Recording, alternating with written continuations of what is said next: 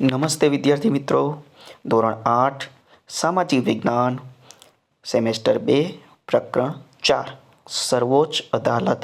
વિદ્યાર્થી મિત્રો, આપણે સર્વોચ્ચ અદાલત ક્યાં આવેલી છે, એની સ્થાપના ક્યારે થઈ હતી, કયા કયા વિવાદો ઉકેલવાનું કામ કરે છે, આપણે જોયું હતું ને કે ભાઈ સર્વોચ્ચ અદાલત છે નાગરિક અને નાગરિક વચ્ચેના, નાગરિક અને રાજ્ય વચ્ચેના, રાજ્ય વચ્ચેના અને રાજ્ય અને કેન્દ્ર વચ્ચેના વિવાદો ઉકેલવાનું કામ કરે છે.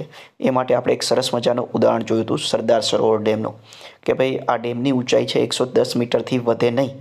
એ માટે કોણે વિરોધ નોંધાવેલો? તો કે ભાઈ મધ્યપ્રદેશની રાજ્ય સરકારે અને પર્યાવરણને બચાવવા માટે કામ કરતી જે સંસ્થાઓ છે એ વિરોધ નોંધાવે છે.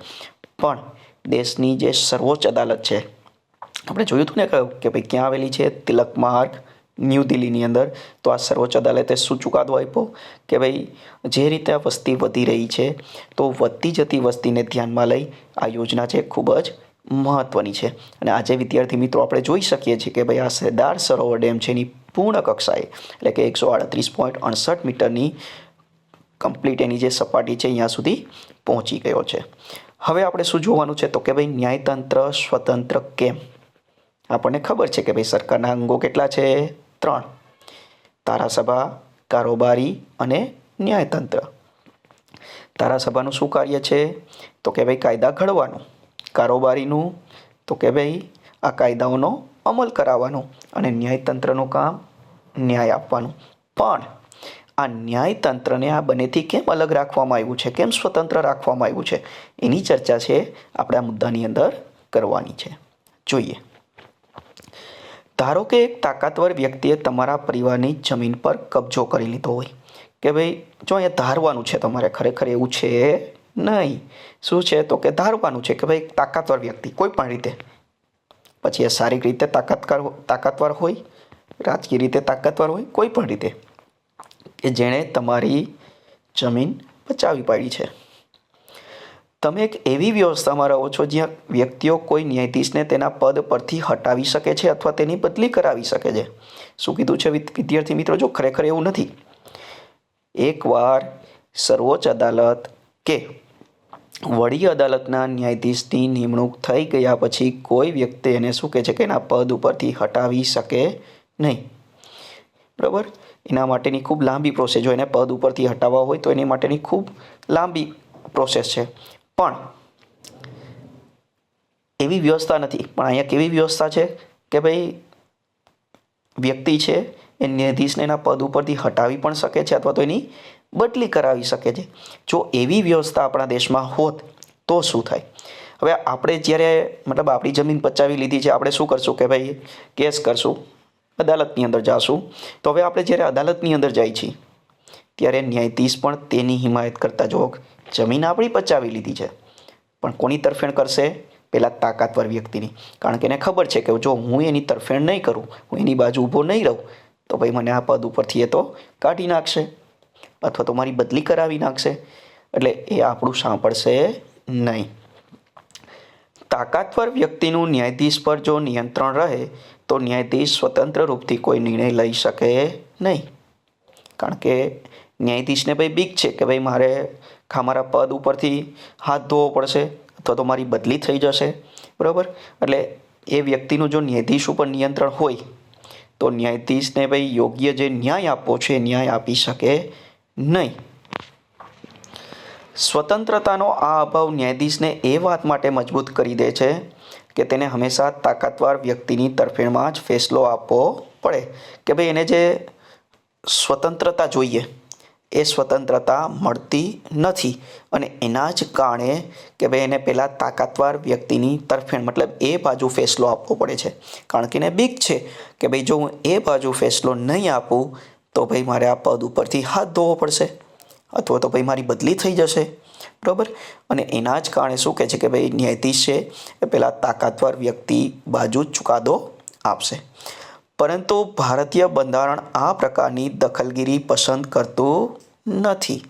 જો કે ભાઈ ભારતનું જે બંધારણ છે બરાબર, ખૂબ લાંબી 166 બેઠકો મળે છે, ઘણા બધા સભ્યો છે, ખૂબ લાંબી ચર્ચા વિચારણા કરે છે અને પછી આખરે આપણું આ બંધારણ ઘડાય છે, મતલબ નિયમો દેશ માટેના ઘડાય છે. તો ભારતીય બંધારણ શું કહે છે કે ભાઈ ન્યાયતંત્રની અંદર આ પ્રકારની કોઈ ભાઈ દખલ કરે એ પસંદ એને નથી. અને એટલા માટે શું કહે છે તો કે ભાઈ આપણા ન્યાયતંત્રને સ્વતંત્ર રાખવામાં આવ્યું છે. કોનાથી સ્વતંત્ર રાખવામાં આવ્યું છે તો કે ભાઈ કારોબારી એટલે ધારાસભા અને કારોબારીથી. ધારાસભા એટલે તો કે દેશની અંદર જે લોકસભા અને રાજ્યસભા છે, બરાબર, જે કાયદા ઘડે છે આપણે કહીએ છીએ ને, તો એ ધારાસભા. કારોબારી મતલબ જે દેશનો વહીવટ ચલાવે છે. કોણ ચલાવે છે તો કે ભાઈ દેશના વડાપ્રધાન અને એનું મંત્રીમંડળ કે જે આખા દેશનો વહીવટ ચલાવે છે. તો આ બંનેથી શું કહે છે કે ભાઈ ન્યાયતંત્રને સ્વતંત્ર રાખવામાં આવ્યું છે. આથી એકવાર વડી અદાલત અને સર્વોચ્ચ અદાલતના ન્યાયાધીશોની નિયુક્તિ થઈ ગયા પછી કોઈ ન્યાયાધીશને તેમના પદ પરથી હટાવવા ઘણા જ મુશ્કેલ છે. જો એ જ વાત આવી કે ભાઈ એકવાર રાજ્યોની અંદર આવેલી હાઈકોર્ટ અથવા તો વડી અદાલત છે અને ન્યૂ દિલ્હીની અંદર આવેલી જે સર્વોચ્ચ અદાલત છે કે ભાઈ એના ન્યાયાધીશોની એકવાર નિમણૂક થઈ ગયા પછી, બરાબર, કોઈ વ્યક્તિ શું કહે છે કે ભાઈ આ ન્યાયાધીશને એના પદ પરથી હટાવી શકે નહીં. આ માટે તો કે ભાઈ સંસદની અંદર મહાભિયોગની કાર્યવાહી કરવામાં આવે છે અને એમાં પણ 2/3 બહુમત જો એ ન્યાયાધીશને હટાવવા માટે એ બાજુ પડે તો શું કહે છે કે ભાઈ એ ન્યાયાધીશને હટાવી શકાય. પણ એ ખૂબ લાંબી પ્રોસેસ છે. એટલે બરાબર કે ભાઈ એકવાર વડી અદાલત અથવા તો જેને આપણે શું કહીએ છીએ હાઈકોર્ટ અને સર્વોચ્ચ અદાલત કે ભાઈ આ બંને અદાલતોના ન્યાયાધીશની નિયુક્તિ થઈ ગયા પછી એને હટાવવા ખૂબ જ મુશ્કેલ છે. જો કોઈ વ્યક્તિને એમ લાગે કે તેના મૂળભૂત અધિકારોનું ઉલ્લંઘન થઈ રહ્યું છે તો તે અદાલતમાં જઈ શકે છે. બરાબર વિદ્યાર્થી મિત્રો, આપણને બધાને ખબર છે કે ભાઈ દેશના બંધારણે દેશના દરેક નાગરિકોને અમુક મૂળભૂત હક અથવા તો મૂળભૂત અધિકારો આપેલા છે. તમે જ્યારે 9મા ધોરણમાં આવશો તો આના વિગતવાર તમારે અભ્યાસ કરવાનો આવે છે. બરાબર, કેવા, ખાલી આપણે ઉદાહરણ તરીકે જ લઈએ છીએ કે ભાઈ કેવા અધિકારો આપેલા છે તો કે ભાઈ સમાનતાનો અધિકાર કે ભાઈ દેશની અંદર વસવાટ કરનાર કોઈ પણ વ્યક્તિ, પછી કોઈ પણ ધર્મનો હોય, કોઈ પણ ભાષા બોલતો હોય, દેશના કોઈ પણ ભાગની અંદર વસવાટ કરતો હોય, બંધારણની દ્રષ્ટિએ તો ભાઈ એ વ્યક્તિ બધા કેવો છે તો કે ભાઈ સરખો છે. બીજો એવો એક હક છે સ્વતંત્રતાનો હક. સ્વતંત્રતાનો હક મતલબ કે ભાઈ જેને કહીએ ને કે ભાઈ છૂટછાટ, કે ભાઈ વ્યક્તિને દેશના કોઈ પણ ભાગની અંદર હરવા ફરવાની છૂટ, કોઈ પણ ભાગની અંદર વસવાટ કરવાની છૂટ. એવો એક છે ધાર્મિક સ્વતંત્રતાનો હક કે ભાઈ વ્યક્તિ પોતાની ઈચ્છા અનુસાર કોઈ પણ ધર્મ પાળી શકે છે. તો આવા મૂળભૂત હક અથવા તો મૂળભૂત અધિકારો દેશના દરેક નાગરિકને બંધારણે આપેલા છે. અને જ્યારે કોઈ વ્યક્તિને એમ લાગે કે ભાઈ અમને આપવામાં આવેલા અધિકારોનો ભંગ થાય છે તો એ વ્યક્તિ ક્યાં તો કે ભાઈ અદાલતની અંદર જઈ શકે છે. ત્યાર પછી એક મહત્વનો મુદ્દો છે કે ભાઈ વિભિન્ન સ્તરની અદાલતો શું એકબીજા સાથે જોડાયેલી છે? જો ક્વેશ્ચન માર્ક કર્યો છે, આનો જવાબ શું આવશે? હા. બરાબર, કારણ કે આપણા દેશની અંદર ન્યાયતંત્ર કેવું છે તો કે ભાઈ સળંગ છે. બધી અદાલતો એકબીજા સાથે જોડાયેલી છે. જોઈએ. જી હા, આ વ્યવસ્થાને સમજવા માટે અપીલની વ્યવસ્થાને સમજીએ કે ભાઈ આ બધી અદાલતો એકબીજા સાથે જોડાયેલી છે તો કે ભાઈ એને સમજવા માટે અપીલ મતલબ અરજી. બરાબર કે ભાઈ કઈ રીતના તમે અદાલતની અંદર અરજી કરી શકો છો તો કે આખી આ જે વ્યવસ્થા છે એને સમજાવવામાં આવી છે. આપણે ઉદાહરણ દ્વારા સમજાવશે. જો કોઈ વ્યક્તિને એવું લાગે કે નીચલી અદાલત દ્વારા આપવામાં આવેલો ચુકાદો યોગ્ય નથી તો તેના ઉપરની અદાલતમાં અપીલ કરી શકે છે. નીચલી અદાલત મતલબ કે ભાઈ કોઈ વ્યક્તિએ તાલુકા અદાલતની અંદર અરજી કરેલી છે, અપીલ કરેલી છે અને એનો જે ચુકાદો આવે કે ભાઈ એ વ્યક્તિના તરફેણમાં આવતો નથી, બરાબર, તો એથી ઉપરની અદાલત એટલે કે જિલ્લા અદાલતની અંદર એ વ્યક્તિ અરજી કરી શકે છે. અપીલની વ્યવસ્થાને સમજવા માટે આવો આપણે એક કેસ જોઈએ. બરાબર કે ભાઈ આ જે અરજીની વ્યવસ્થા છે કે ભાઈ અદાલતની અંદર જે અરજી કરવામાં આવે છે તો આખી આ વ્યવસ્થાને સમજવા માટે આપણે એક ઉદાહરણ દ્વારા શું કહે છે કે ભાઈ સમજાવવામાં આવ્યું છે. એક કેસ આપેલો છે. આ કેસમાં હકીકત એ હતી કે રતલામ મ્યુનિસિપાલિટીએ બનાવેલ નવા રોડની દક્ષિણ બાજુએ કેટલાક મકાનો આવેલા હતા. શું કીધું છે? શું હકીકત હતી?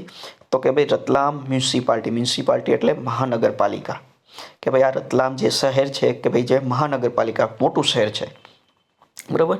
તો મહાનગરપાલિકાએ જે રસ્તો બનાવેલો છે નવો, મહાનગરપાલિકાએ નવો જે રોડ બનાવેલો છે એની દક્ષિણ દિશાએ શું આવેલું હતું, તો કે ભાઈ અમુક મકાનો આવેલા હતા.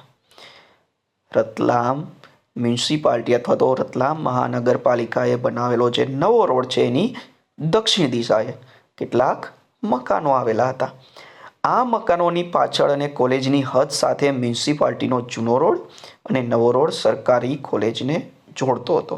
શું કહે છે કે ભાઈ આ મકાનોની પાછળ અને કોલેજની હદ સાથે મ્યુનિસિપાલિટીનો જે જૂનો રોડ છે અને નવો રોડ એ બેને ક્યાં તો કે ભાઈ સરકારી કોલેજ સુધી જોડાયેલો હતો. આ બંને વચ્ચેથી ગંદા પાણીનું નાળું અથવા તો વોકળું પસાર થતું હતું, જેને આપણે વોકળો જનરલી કહીએ છીએ.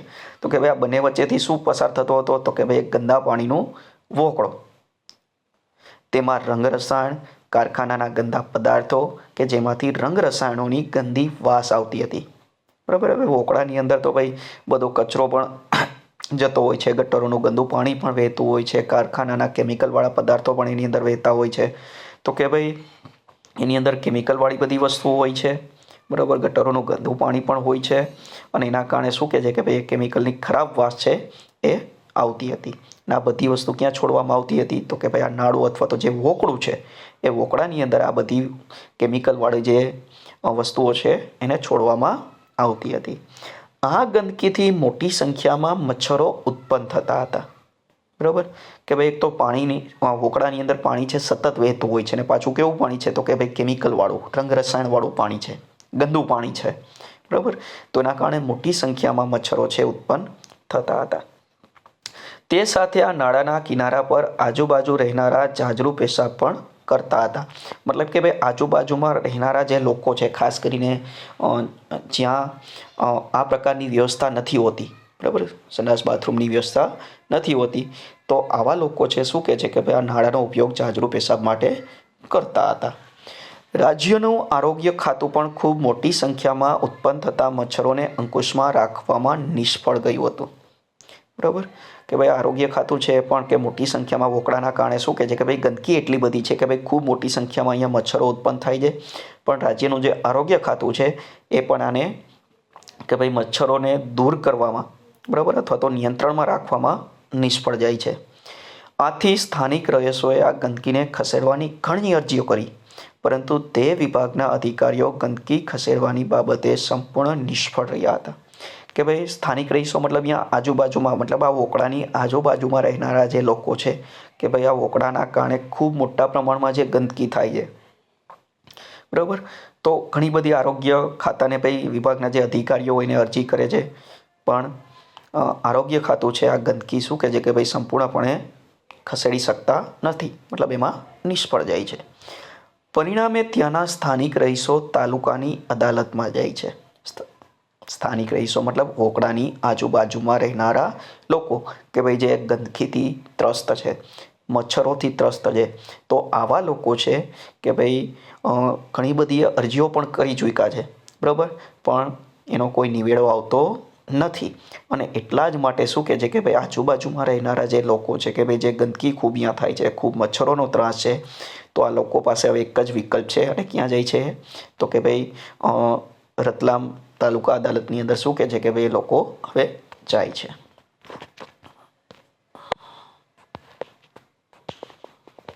આગળ જો હવે આપણે આખી કઈ રીતના અરજી કરવામાં આવે છે તાલુકા અદાલતની અંદર અને અહીંયાથી માંડી અને આખો જે આ કેસ છે એ સમજવાનો છે. મેજિસ્ટ્રેટે અરજદારોની તરફેણમાં ચુકાદો આપતા જણાવ્યું કે, બરાબર, આપણે જોયું ને કે ભાઈ સ્થાનિક રહીશો છે મતલબ આજુબાજુમાં રહેનારા જે લોકો છે ક્યાં જાય છે તો કે ભાઈ તાલુકા અદાલતની અંદર જાય છે. તાલુકા અદાલતની અંદર કેસ ચાલે છે અને મેજિસ્ટ્રેટ મતલબ જે ન્યાયાધીશ છે એ કોની તરફેણમાં ચુકાદો આપે છે તો કે ભાઈ અરજદારો મતલબ જેણે અરજી કરી છે. અરજી કોણે કરી છે તો કે ભાઈ વોકળાની આજુબાજુમાં રહેનારા જે સ્થાનિક લોકો છે એણે અરજી કરેલી છે ને એની તરફેણમાં મતલબ એ બાજુ ચુકાદો છે એ તાલુકા અદાલતના ન્યાયાધીશ આપે છે. શું ચુકાદો આપે છે જોઈએ. મ્યુનિસિપાલિટી અને ટાઉન ઇમ્પ્રુવમેન્ટ ટ્રસ્ટ એ બંને ઉપદ્રવ રોકવામાં નિષ્ફળ ગયા છે. જો તાલુકા અદાલતના ન્યાયાધીશ શું કહે છે કે ભાઈ રતલામ મ્યુનિસિપાલિટી, બરાબર, મહાનગરપાલિકા અને ટાઉન ઇમ્પ્રુવમેન્ટ ટ્રસ્ટ કે ભાઈ આ બંને કે ભાઈ આ જે હોકળાના કારણે જે ગંદકી થાય છે, હોકળાના કારણે જે મચ્છરોનો ખૂબ ત્રાસ છે, બરાબર, અથવા તો જે ઉપદ્રવ છે મચ્છરોનો, એને રોકવામાં બંને નિષ્ફળ ગયા છે.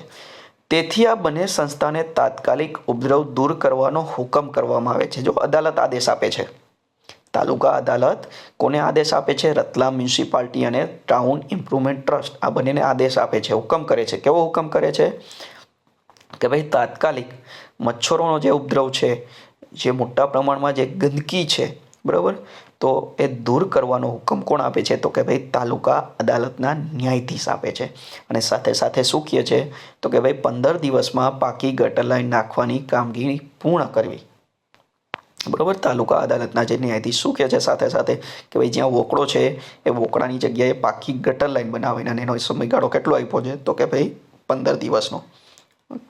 બરાબર, તો આવો ચુકાદો કોણ આપે છે તો કે ભાઈ તાલુકા અદાલતના ન્યાયાધીશ. હવે આ ચુકાદો છે તાલુકા અદાલતના ન્યાયાધીશ છે, ભાઈ ચુકાદો કોની તરફેણમાં આપે છે તો કે ભાઈ અરજદારોની તરફેણમાં આવે છે. અને એના જ કારણે કે ભાઈ જે રતલામ મ્યુનિસિપાલિટી છે, મહાનગરપાલિકા છે, બરાબર, એના વિરુદ્ધમાં ચુકાદો આવે છે. એટલે હવે શું કરે છે તો કે આ કેસને રતલામ જિલ્લાની જિલ્લા અદાલતની અંદર લઈ જાય છે, સેશન કોર્ટ. બરાબર, હવે જિલ્લા અદાલતનો ચુકાદો તો કે તાલુકાની અદાલતના ચુકાદાને ગેરવ્યાજબી ઠેરવવામાં આવે છે. કે ભાઈ તાલુકા અદાલતના ન્યાયાધીશે જે ચુકાદો આપ્યો એને ગેરવ્યાજબી ઠેરી દે છે કે ભાઈ યોગ્ય નથી. બરાબર, એને કોની તરફેણમાં ચુકાદો આપ્યો તો? પહેલાં અરજદારોની તરફેણમાં ચુકાદો આપ્યો હતો, પણ જિલ્લા અદાલત છે એ શું કહે છે કે ભાઈ જે ચુકાદો છે એને ગેરવ્યાજબી ઠેરવી દે કે ભાઈ આ ચુકાદો યોગ્ય નથી. પાછા જે સ્થાનિક રહીશો છે અથવા તો જે અરજદારો છે, હવે આ કેસને ક્યાં લઈ જાય છે તો કે ભાઈ વડી અદાલત અથવા તો હાઈકોર્ટની અંદર લઈ જાય છે. વડી અદાલતે તાલુકાની અદાલતના હુકમને માન્ય રાખ્યો. વડી અદાલતે અથવા તો હાઈકોર્ટે કે ભાઈ તાલુકા અદાલતે જે ચુકાદો આપ્યો તો એને તો માન્ય રાખ્યો જ, પણ એ વધારાનો હુકમ આપે છે, વધારાનો આદેશ આપે છે. શું આપે છે તો કે પાકી ગટર લાઈન માટે 15 દિવસને બદલે 7 માસનો સમય આપવામાં આવે છે. કે ભાઈ તાલુકા અદાલતે ફક્ત 15 દિવસનો જ સમયગાળો આપ્યો હતો, તો વડી અદાલતે શું કર્યું તો કે ભાઈ સમયગાળો એક તો વધારે છે, 15 દિવસની જગ્યાએ 7 મહિનાનો કરે છે. પછી તો કે ખાડાઓ છે એ માટીથી પૂરી દેવા, જેથી તેમાં પાણી ભરાઈ જતા મચ્છર ન થાય. અને આ કામ કેટલો તો કે ભાઈ 2 વર્ષની અંદર પૂર્ણ કરવું.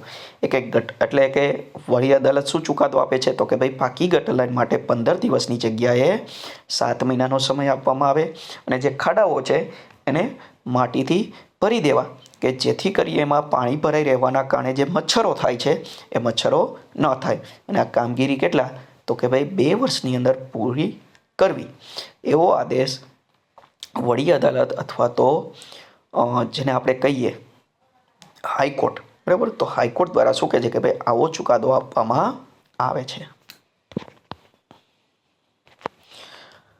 હવે આ જે રતલામ મ્યુનિસિપાલિટી છે, બરાબર, આ હુકમથી સંતુષ્ટ ન હતી કે ભાઈ રતલામ મહાનગરપાલિકા છે કે ભાઈ વડી અદાલત જે આ ચુકાદો આપે છે એને પાછો એનાથી સંતોષ નથી.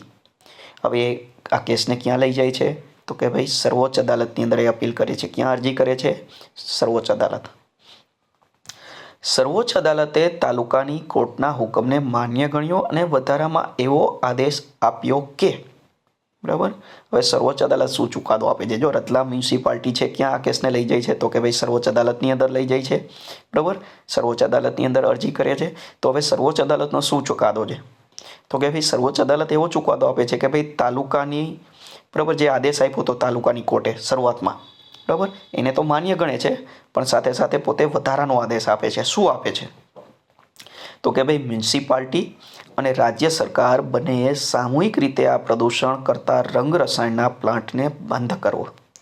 કે ભાઈ જે વોકળામાંથી મોટા પ્રમાણમાં કેમિકલવાળું અથવા તો જેને કહીએ રંગ રસાયણવાળું પાણી વહેતું હોય છે, બરાબર, અને એના જ કારણે શું કહે છે કે ભાઈ દુર્ગંધ, મચ્છરોનો જે ત્રાસ છે, ગંદકી છે, ખૂબ મોટા પ્રમાણમાં થાય છે. તો આ સર્વોચ્ચ અદાલત જે ચુકાદો આપે છે, શું ચુકાદો આપે છે કે ભાઈ રતલામ મ્યુનિસિપાલિટી, રતલામ મહાનગરપાલિકા અને રાજ્ય સરકાર બંનેએ સામૂહિક રીતે મતલબ બંનેએ સાથે મળી અને કે ભાઈ આ પ્રદૂષણ કરતા કે ભાઈ જે મોટા પ્રમાણમાં કેમિકલવાળું પાણી છે એ આ વોકળાની અંદર છોડે છે, રંગ રસાયણવાળું પાણી છે વોકળાની અંદર છોડે છે, તો એ પ્લાન્ટને જ બંધ કરી દેવો એવો આદેશ કોણ આપે છે? તો કે ભાઈ દેશની સર્વોચ્ચ અદાલત આપે છે. બરાબર વિદ્યાર્થી મિત્રો, સર્વોચ્ચ અદાલત કેટલી હોય? તો કે ભાઈ એક જ હોય. અને એ જે ચુકાદો આપે એ શું કહે છે કે ભાઈ દેશની બધી જ અદાલતોએ માન્ય રાખવો પડે છે.